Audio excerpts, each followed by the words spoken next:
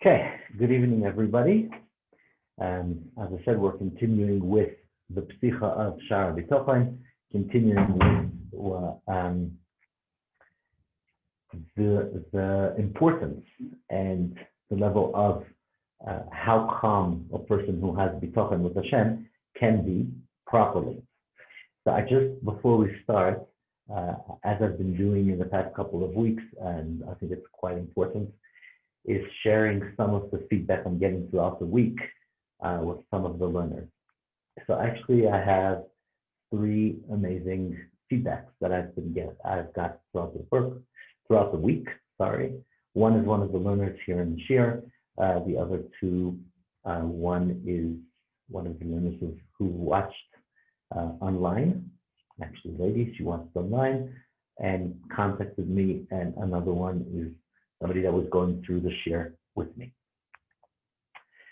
So the 3 points, and each one of them touched on a point that we've been speaking about in the last few weeks and brought the personal experience. The first person who contacted me after last week's Shaar, one of the learners, I actually can see they're here now, gave me tremendous kudos right after the Shaar. And they were involved in a business that is very I'd say, very seasoned. Their business works on a season every year and doesn't work all year round. And basically, a lot of the interaction and the business is happening on that time. From 1 year, putting all the business together, they were shipping all the stuff they needed, and it seemed like the shipping is not going to come in on time. So it's like getting a shipment full of stuff a day after you need it. There's nothing to do with it, which would be terrible damage. And he shared with me how it was tremendous stress that we can't even imagine. First of all, it's a yearly business, and you don't want to lose your clients, and you don't want to lose everything you have and your investment, and everything you bought is going to be worthless a day later. And him and his partner, the way they were able to cope was actually that they started learning Shaar Habitachon and Halevavos consistently the days before, every day, a few minutes, a few lines, whatever it was. And he didn't share with me what the Yeshua was. Obviously, the container came or whatever it was, but it was a tremendous Yeshua, which they saw simply from learning Halevavos consistently, which the feedback I'm getting from everybody, including me myself, just learning it is giving a tremendous impact. The second person who spoke to me this week is someone who, this is a bit of a longer journey, someone that I'm in touch with quite some time, and we go through the stuff after the Shaar that I do during the week. Later on, I go through the stories with him again and what we were learning, the concept.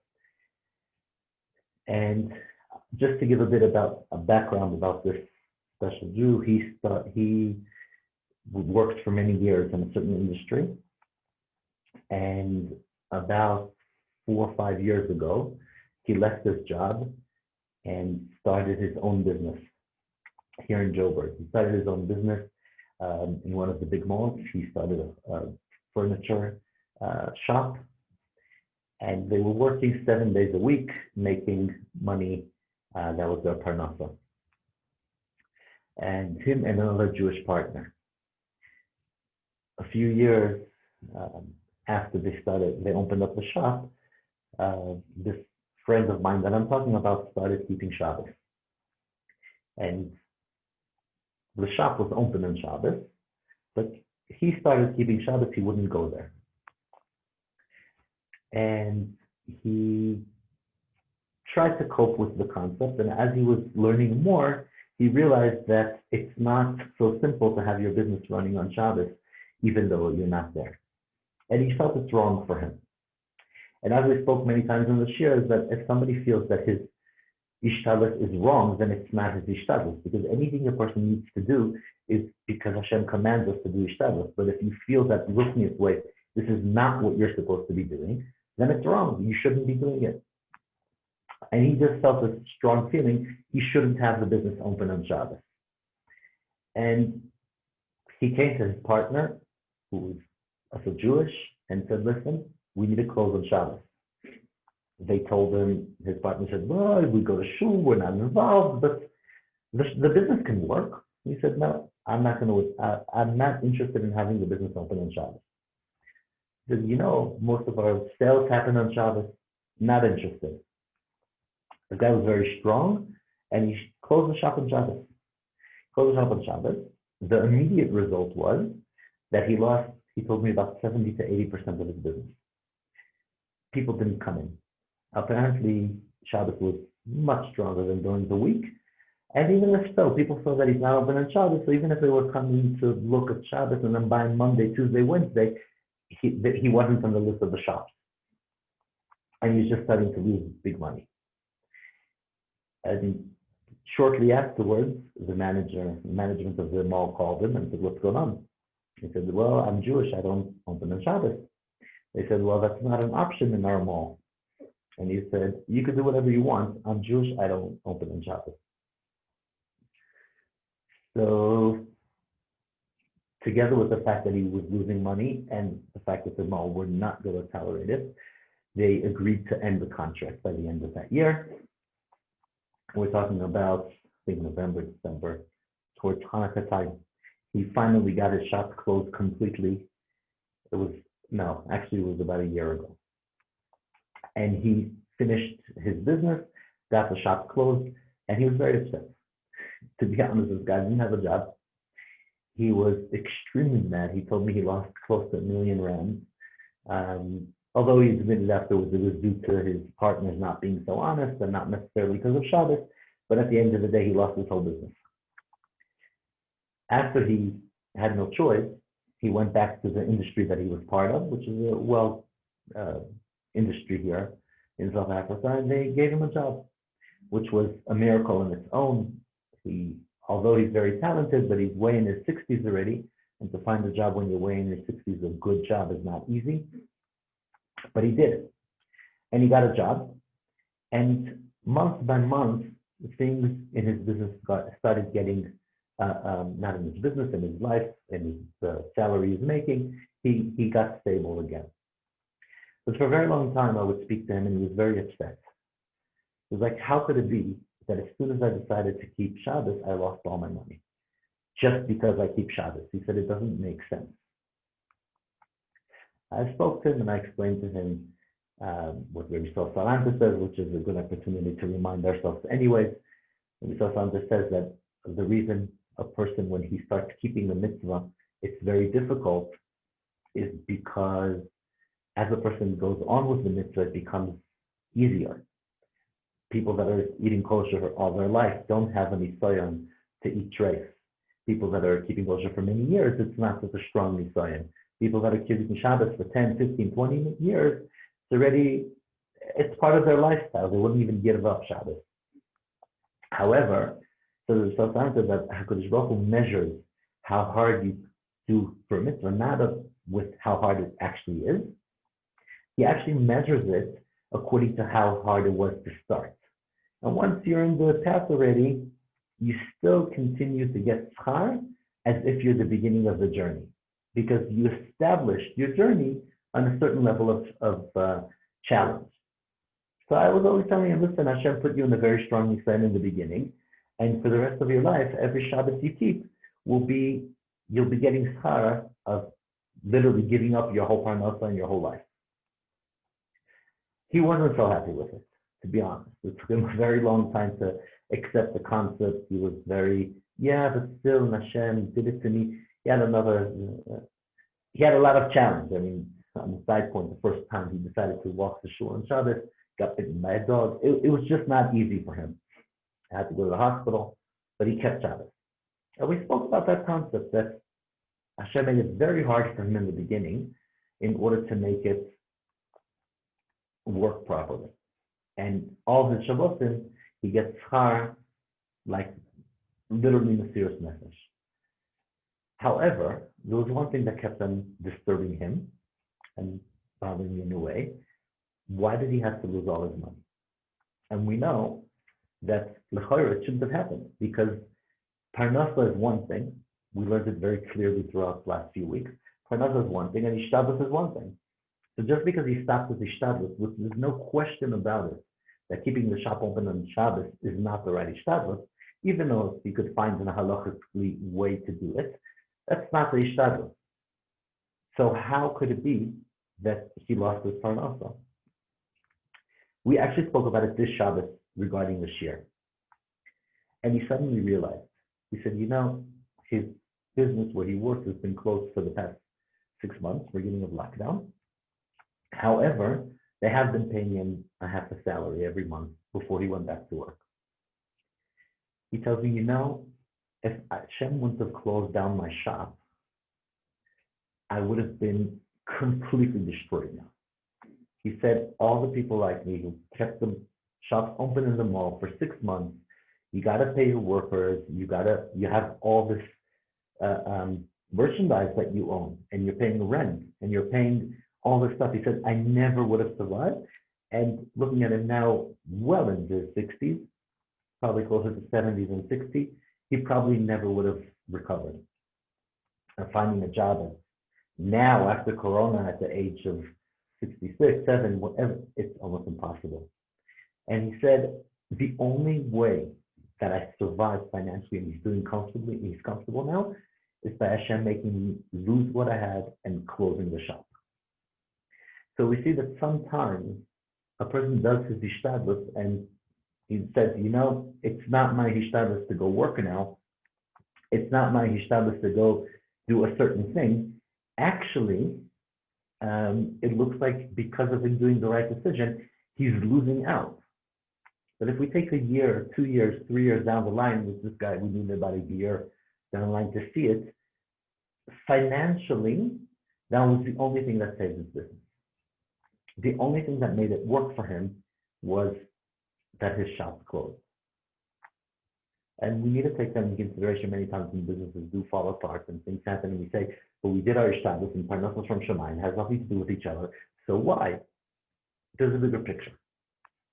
As Habitachon used to say, sometimes we look at the world like the guest who comes to shul and he sees that the calling of the Torah and the Habitachon is there and he's not getting an aliyah. And he goes to the Gabbai and he says, well, how could you not give the Habitachon an aliyah? And the Gabbai says, listen, nice to meet you. Have you been here last week? Are you going to be here next week? Do you know what's happening? No, you're visiting. All the time davens with us every Shabbos for the past 50 years and quite some time to please going forward. I have my calculations. I have my cheshbonos. Don't worry about it. And sometimes, as we said, we don't always have the answers, and it's still painful when it's still happening. But in the long term, as we can see, it's very clear what happened and why it happened. The third person who contacted me this week spoke to me about they live in Eretz Yisrael, and it was a woman. She told me that for many years her husband was a Rav in Shiva, and they used to invite boys that live overseas, in America, Europe, South Africa maybe, to come eat by them for Shabbos. They said it was a very hard expense, and it was tight for them. And for a long time, she was saying, okay, soon it's been azmanim, the boys are going to go home, I'm going to have a bit more place to breathe.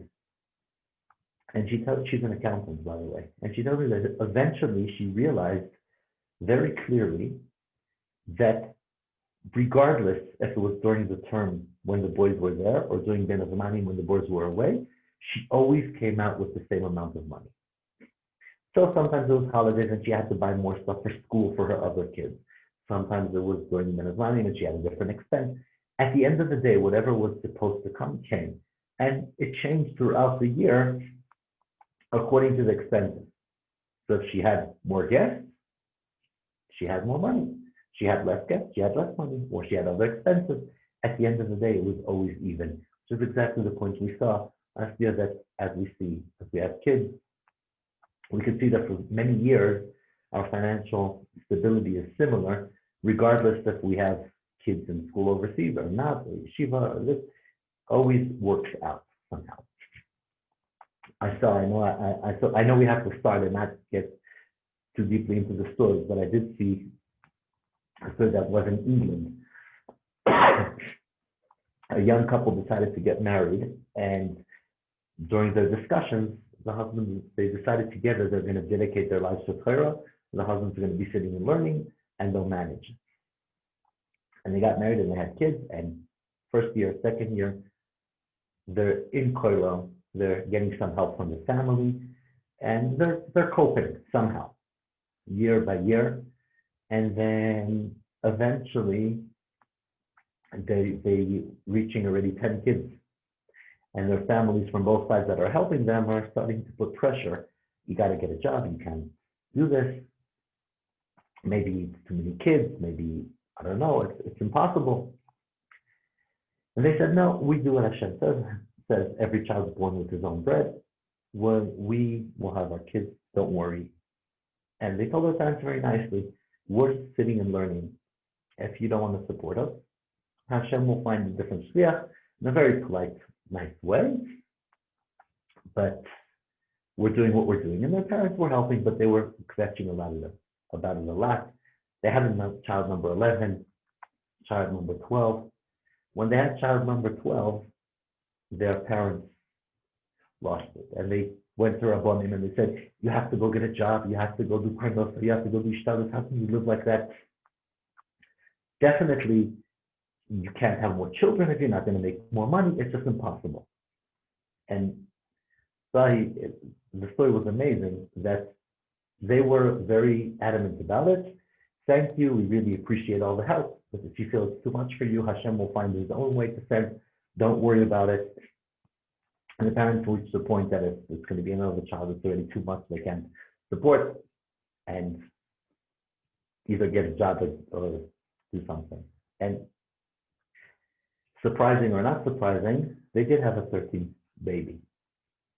And about 2 weeks after his wife gave birth for baby number 13, he gets a lawyer letter home.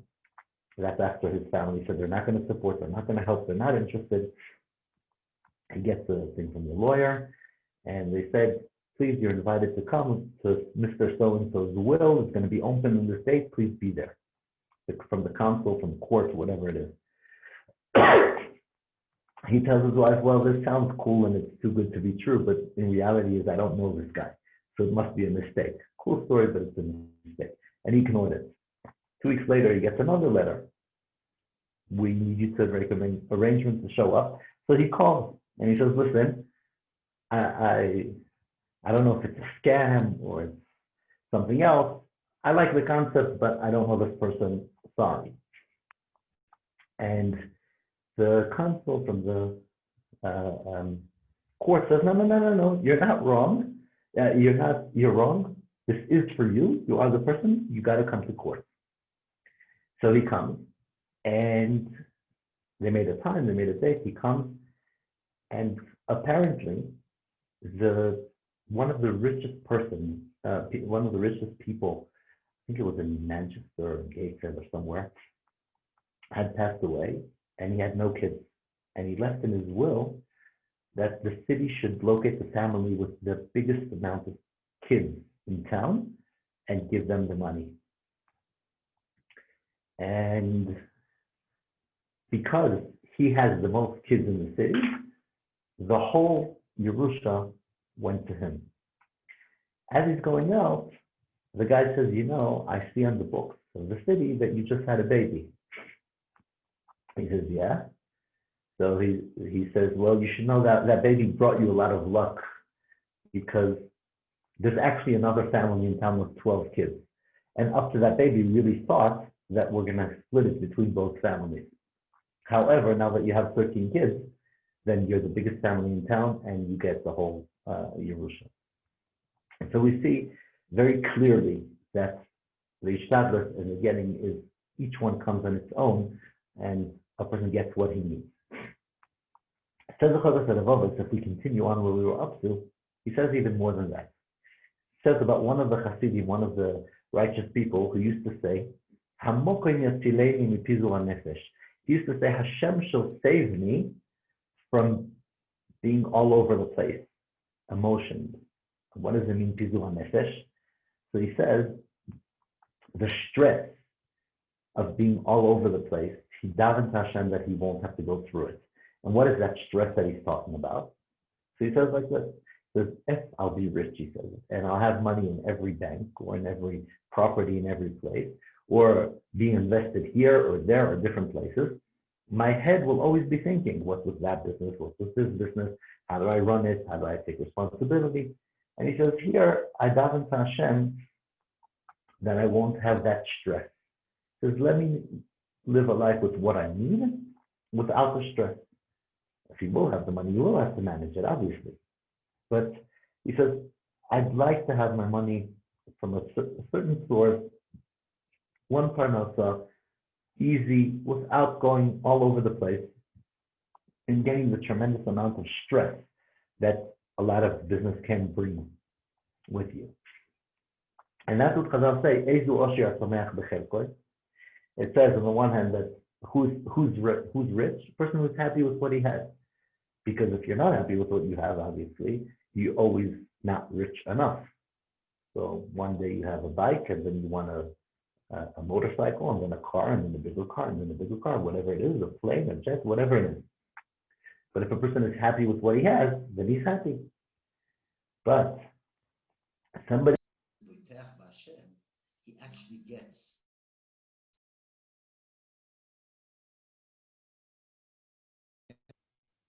sorry, people call it gets stuck, so I just need to fix that. So we see that, but when somebody gets if somebody has Bitachon, if somebody has the Bitachon within Hashem, then he gets the maximum out of the money that he does have. Because if money brings with it pleasure, abilities, and at the same time stress, if somebody doesn't have the stress part, then he has the best gain out of his money. So your money is actually worth more if you have it without the stress and the fear, because you can enjoy it more. You can get more benefits out of it. Maybe you don't even have to use it for security or for things like that. So therefore, the less stress you have, the more value your money has. To the degree that it says, Metukash natov, the person who is working hard, a person who works hard for his money, goes to sleep, he sleeps properly. Doesn't matter if he eats a little, he eats a lot. He says he comes home from work, he's tired. He goes to sleep, he falls asleep. That's sova, but if somebody who's full, but if somebody who does have enough money, thank God he does blessed, he doesn't sleep as well because he's always worried about making more out of it, or what's going to be if it goes away, or what's going to happen. The fear around it is quite expensive, quite pressuring, and he doesn't sleep as calm as a person who worked so hard until he just fell asleep. And another Maila says, lo yimne'enu rov hamamun milivtoch b'Hashem. Which means like this. A person who has a lot of money, naturally, he has this money as his security. Many times people can say, okay, I know I do have this amount of money. Sorry, 1 minute.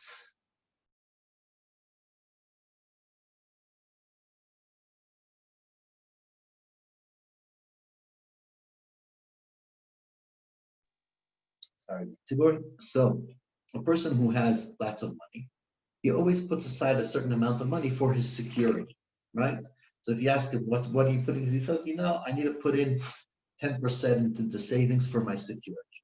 So now, just to be clear, it's definitely, Chazal say that a person should separate his money into 3, not put all your money in the same place, put some in property, some in savings, some in day-to-day life. Yes. But we're not talking about the concept of putting aside money for later years, which is proper ishtadlus. We're talking about the concept of, this is my security. So many times I hear, I need my house. That's my security for when I get old. That's my security for later. When somebody refers to the money that he has as his security, he's basically saying, this is my security, not Hashem. So if that's your security, you can't compare. And if something happens to the property price, you're very nervous. I know if you look at the older generation in America, a lot of them put all their savings aside and they put it in stocks. And I remember that so when they were nifter, they inherited to their kids quite a lot of money in stocks. And you could speak to somebody, and if he'll be nice or happy or have a good day or bad, it depends on what's happening in the market.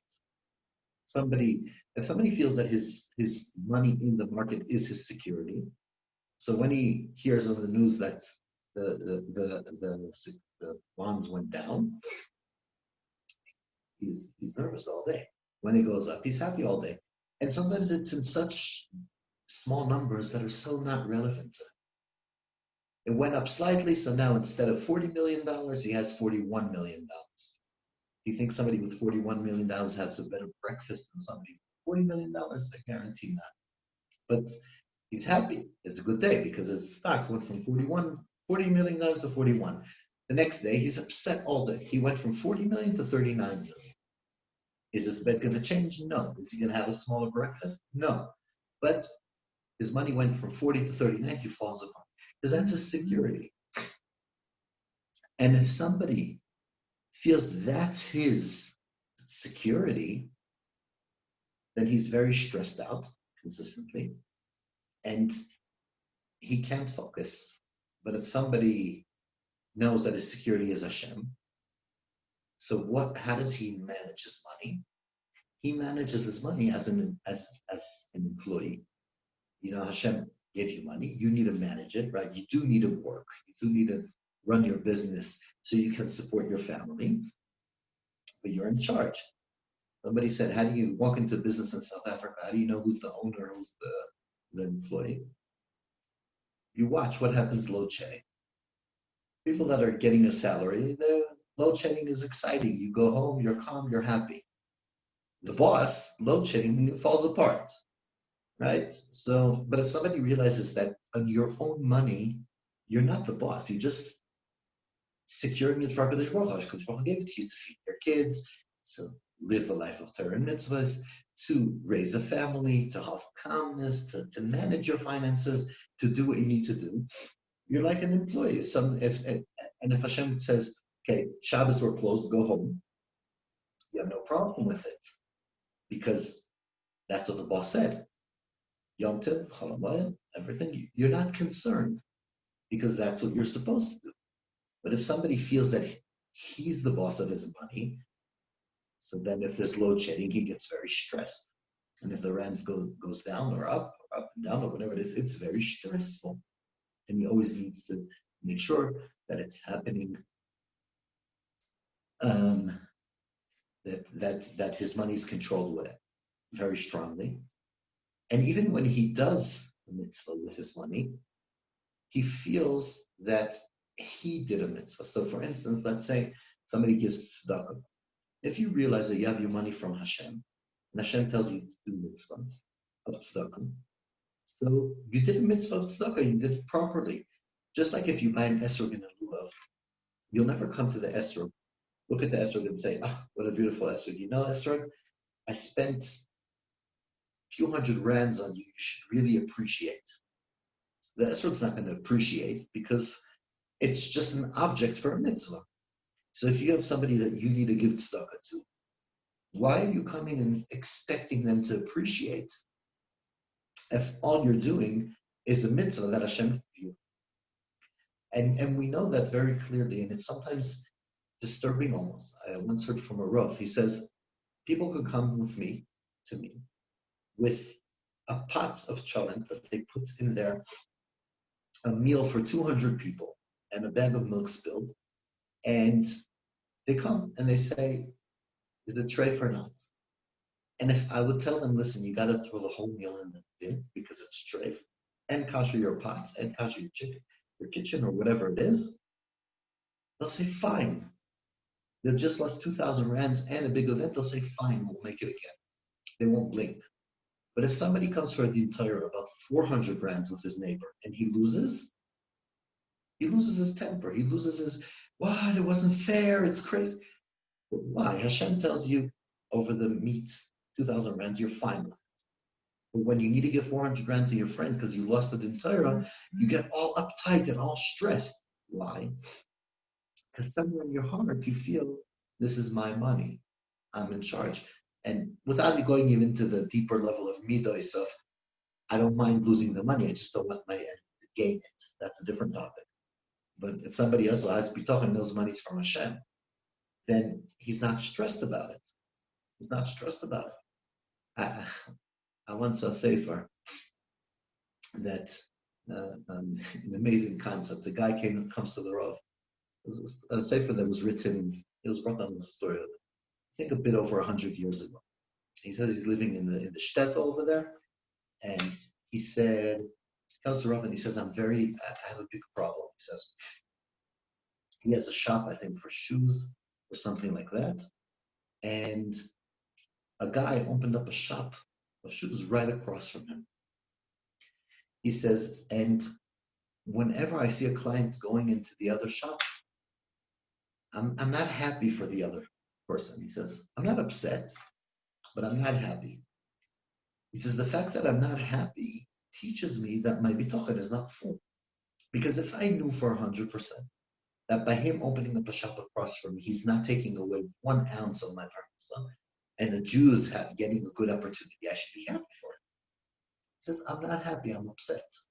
So he says, he comes to the Rav and he says, what can I do to be happy for him? And the Rav says, why is it so important to be happy? I mean, as he said, because if I'm not happy, that means I don't trust that my money is coming from Hashem.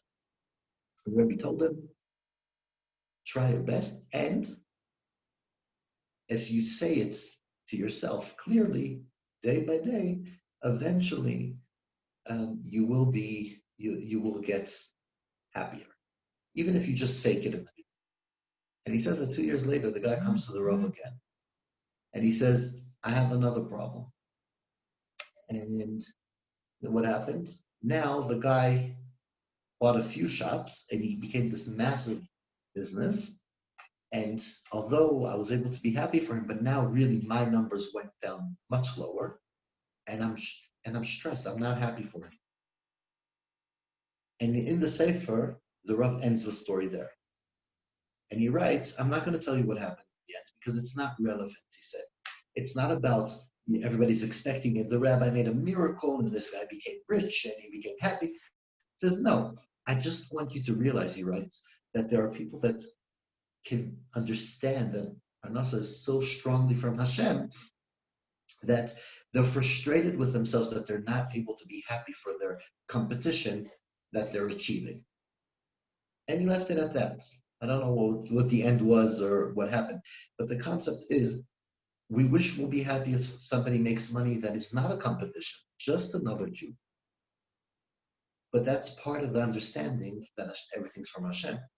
Because if it has nothing to do with you, then you will be happy for it. You will be happy. It's just when we're not, then we're not happy. And therefore, we expect that if we do something special towards him, we expect a big thank you. Like we said, if you give somebody stuff, you expect a thank you. Rabbi Shalom Shvadron used to say, there's a very famous story in the Novi with Monoyach.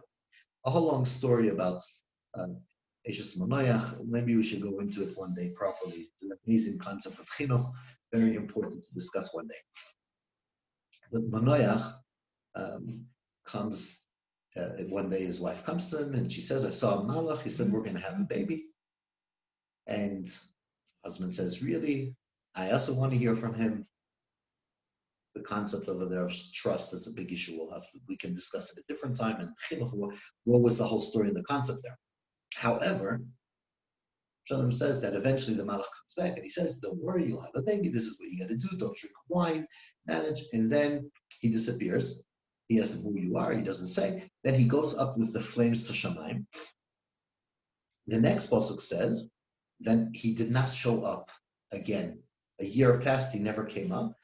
And then only afterwards, the pasuk says, then Monoyach knew that the person who came was actually a malach. And Rabbi Shalom says, he told them they'll have kids they never had. And that wasn't enough for him to be a malach. The guy went up in the flames of the fire up to Shemaim, that wasn't enough.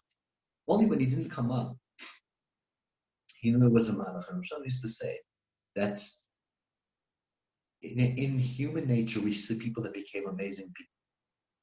But to be able to give such a blessing to somebody and not come check 2 months later, no, how's it going? How's what I helped you with? Is it working? Is it okay? Somebody who put on this like real serious face, doesn't really care. Just so the guy that says, yeah, you're really amazing, how you helped me, how you saved me. Just checking in. Says when the guy didn't come back for a full year, then Manoach says, okay, I know that it's an angel, because anybody else would have just come check. So how's the baby doing? How are you guys managing? How's it going? Remember, I was the one who organized it. Thank you. Only a malach is strong enough to come and give a blessing and disappear. Or somebody that knows that the money is not his, it's from Hashem. Hashem gave it to him. Hashem gave him responsibility with it. And if he passes it, then he doesn't need to get thanks. But at the same time, he remembers to thank Hashem consistently because he knows that he's getting it from Hashem. Sometimes we don't remember to thank Hashem properly when we get the money and when we get the stuff because we're used to it. We worked, it works. The Chazal tell us something when we know Yaakov Avinu used to daven that she says, Hashem, give me bread to eat. Venosatoli, he says, Hashem, give me bread to eat and clothes to wear. What does it mean you give me? That's not one of Hashem. He knew he'll have. I mean, we look around, we see that the Jewish nation can trust Hashem, and we have. We know, Chaim Rosen said, one of the miracles of the days we live in is 100% of the young couples that get married are not homeless. If you look at all the Avrechim you've heard of and you know, not one of them is homeless. How could it be 100% are not homeless? 100% are eating. How could that be? That's a miracle of our generation. So Yaakov Avinu knew he'll have from Hashem what to eat, what to wear. That wasn't the problem. He tells Hashem, V'nosato li, I want to remember consistently that you gave it to me. He says, I want to remember every time I get dressed, Hashem gave me my clothes. Every time I eat something, Hashem gave me the food. That's what he's asking for. Not necessarily Hashem, give me that I'll have. Hashem, give me and make sure I remember that you gave it to me. Make sure I remember consistently this is where the source is. And the same thing, if a person gets, and Hashem takes away his mammon, he's not worried. He thanks Hashem for what he has, for when he had. And he always remembers that it's not his. He's happy with what he has. You see, when a person gets a gift, he's usually happy. And it's amazing. Even if it's not big money, but if somebody comes and he says, here, let me buy you a drink. It's a good feeling. It's a good feeling. A person invited. Now, what does it mean, buy you a drink?